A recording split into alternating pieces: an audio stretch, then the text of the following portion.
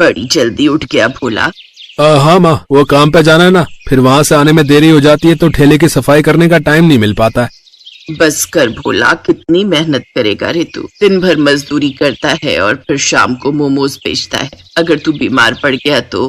अरे कुछ नहीं होगा मुझे, मैं ढेर सारे पैसे कमाऊंगा ताकि सबसे पहले आपका अच्छे से इलाज करा सकूं और फिर आपको हवाई जहाज में ले जाऊंगा काशी घुमाने। हाँ।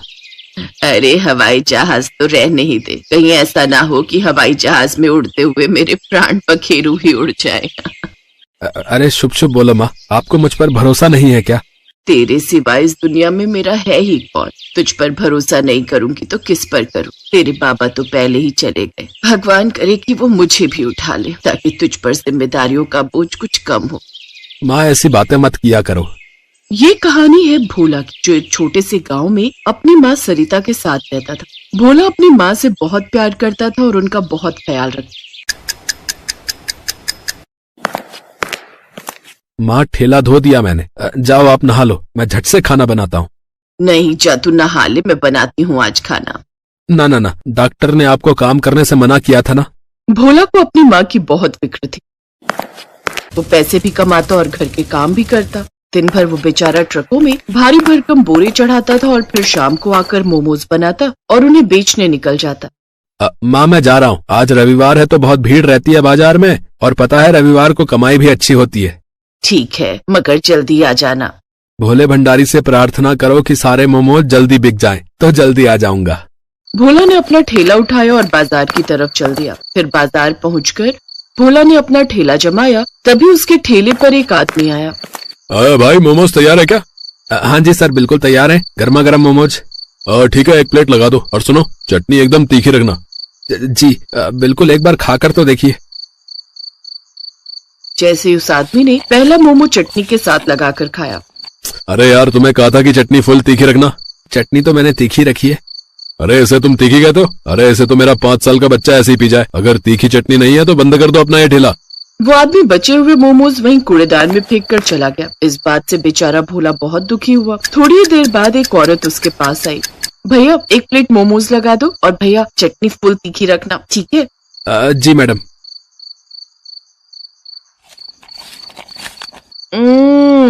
भैया मैंने कहा था आपसे कि चटनी फुल तीखी लगाना, और इससे बढ़िया तो मैं बर्फी खा लेती।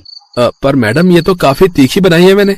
अरे ये क्या खाक तीखी बनाई आप? आपके मोमोज तो ठीक है पर आपको चटनी बनानी नहीं आती। अरे आप चटनी तीखी बनाना सीखो पहले, बाद में लगाना ठेला। मैडम वो मेरे पैसे। किस बात के पैसे भाई? एक तो फीकी चटनी बना दी, ऊपर से पैसे मांग रहे हो।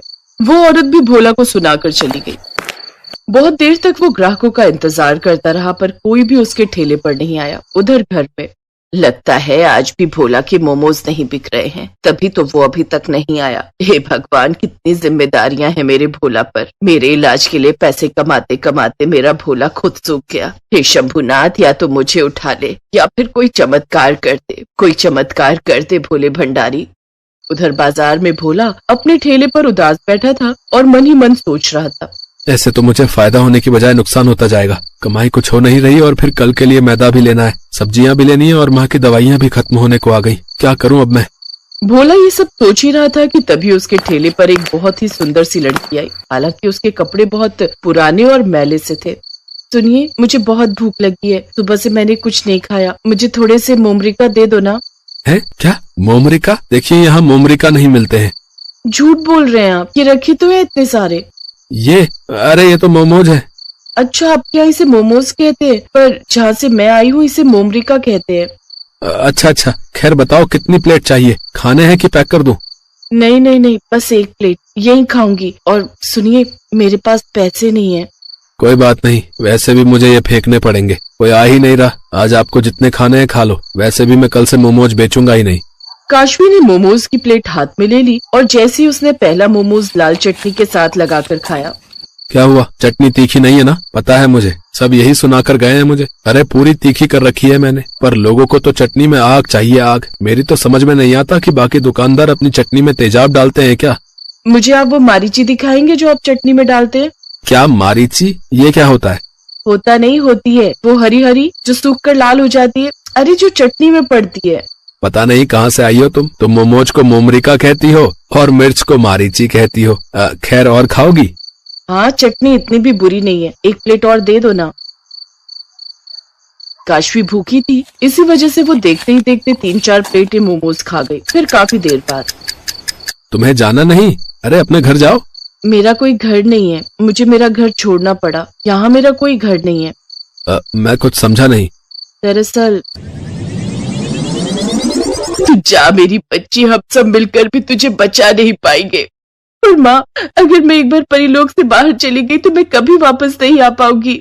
मैं जानती हूँ मेरी बच्ची, पर अगर तू नहीं गई तो वो शैतान तुझे जबरदस्ती अपने साथ ले जाएगा और तुझ पर जुल्म करेगा। तू एक काम कर, तू धरती पर चली जा, वहां तुझे कोई ना कोई अच्छा इंसान जरूर मिल जाएगा। जा मेरी बच्ची, चली जा यहाँ से। क्या तुम एक परी हो? हाँ, धीरे बोलो, पर अब मेरे पास मेरी जादुई शक्तियाँ नहीं है, इसलिए मैं तुम्हारी कोई इच्छा पूरी नहीं कर सकती।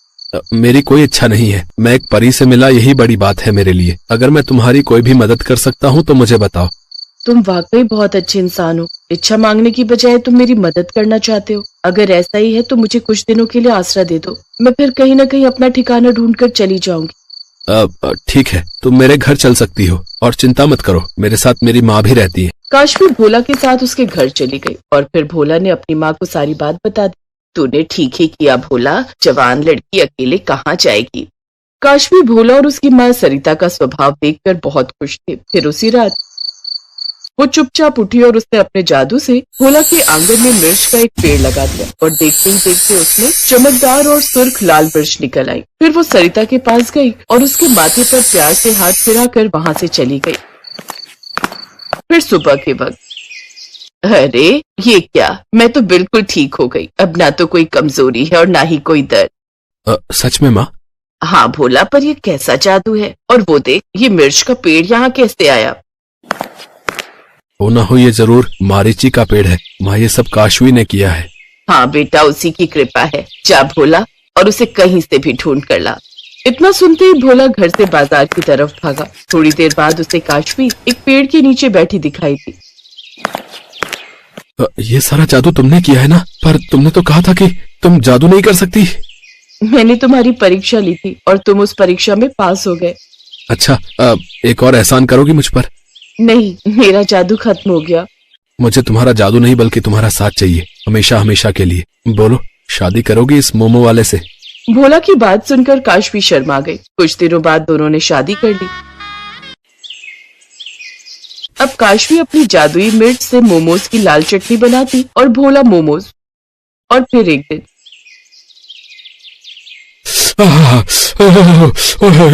अरे भाई, मजा आ गया भाई।